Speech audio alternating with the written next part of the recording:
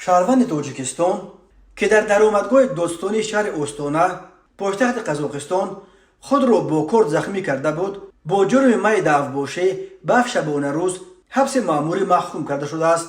در این باره روز 28 اپریل سال 2023 سامانه رسمی دادگاه شهر اوستانا با تکیه به اطلاع رسمی دادگاه مخصوص بین نویوی پایتخت قزاقستان اوید به قانونشکنی‌های مأموری خبر داد.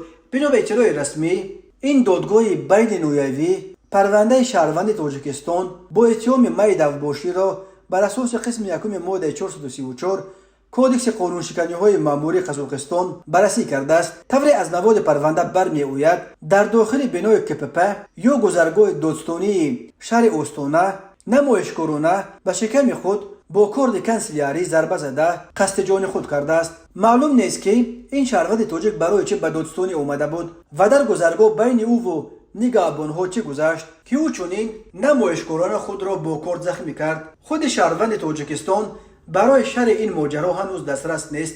نمایندگان سفارت و کنسولگری تاجیکستان در اوستانا این قضیه را شرح ندادند، ولی دادگاه مخصوص بین نویوی پایتخت قزاقستان اوید به قانونشکنی‌های مأموری که پرونده این شهروند تاجیک را بررسی کرده است ادعا دارد که گناه شهروند تاجیکستان توسط پروتکل ترتیب داده شده، گزارش ناظر پلیس، ثبت‌های ویدیویی از محل حادثه، بیانات خود اقرارکنی شهروند تاجیک و دلیل‌های دیگر اثبات خود را پیدا کرده است.